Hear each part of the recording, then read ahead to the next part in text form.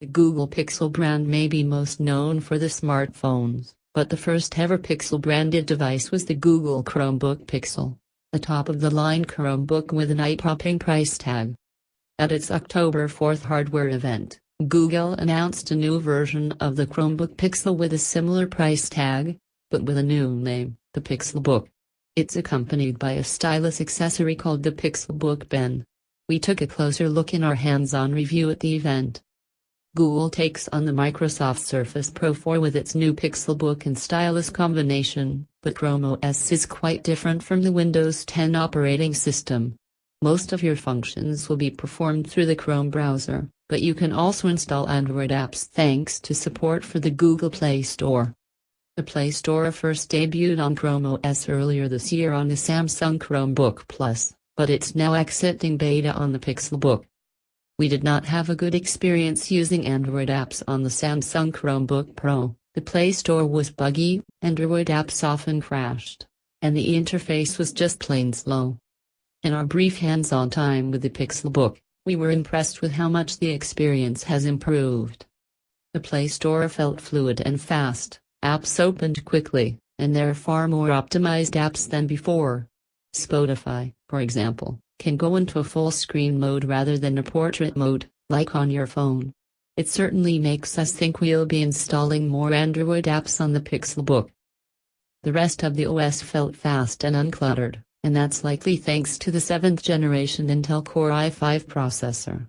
There's an Intel Core i7 model as well, and you can choose between 8GB or 16GB of RAM, and 128GB, 256GB, or 512GB of SSD storage space.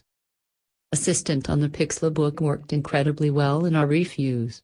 You can activate it by saying "OK Google," it's tied to your voice, but there's also an assistant key on the keyboard for quick access. Tapping it opens a floating window to the left of the screen, where you can type to the assistant. The laptop screen can be rotated back 360 degrees if you want a tablet experience. To trigger the assistant here you can press and hold on the circular icon, similar to Assistant on Android phones. One of Assistant's killer features is its ability to read what's on your screen and offer up relevant information or tools. For example, if you're in an email and someone mentioned a restaurant, you can activate the assistant and you'll see a "What's on my screen" icon you can tap. The assistant will detect the restaurant's name, then provide a card with additional information, such as its website, menu, phone number, address, and more.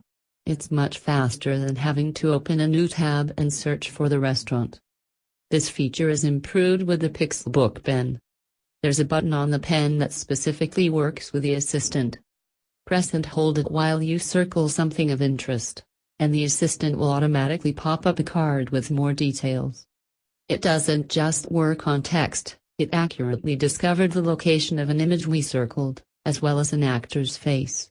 It worked impressively well in our brief testing, but we'll save the verdict for the final review. Sadly, Assistant will be exclusive to the Pixelbook for the remainder of 2017.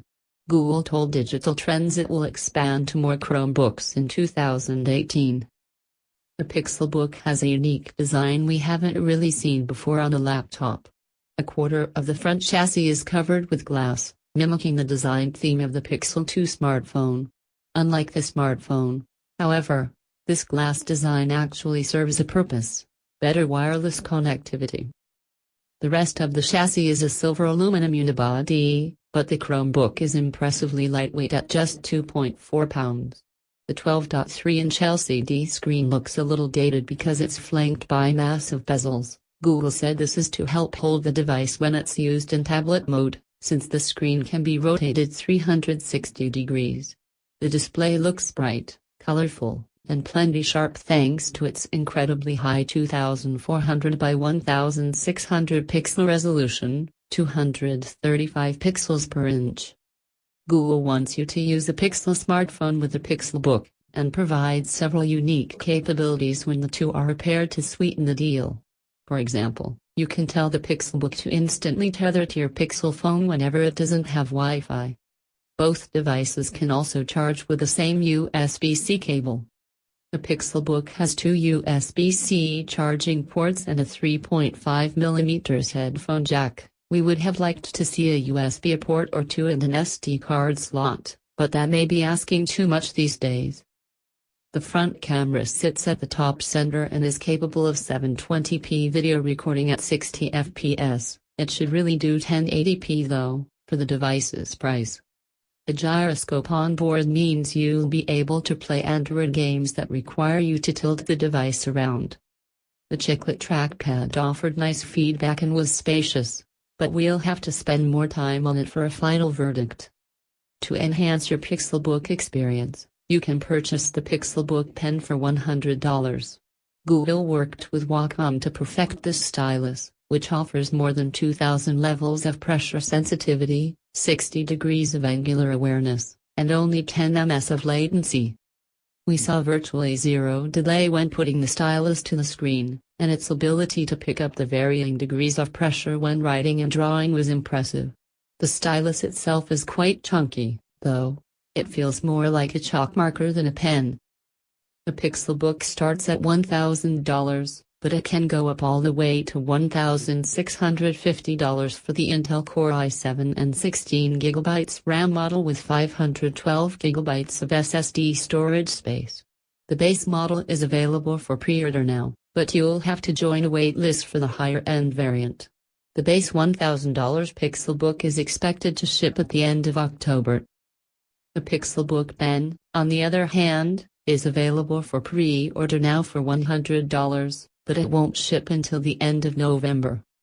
We enjoyed using the Pixelbook in our brief time with it, but we're not quite sure yet if it's worth the high price tag, especially when Chromebooks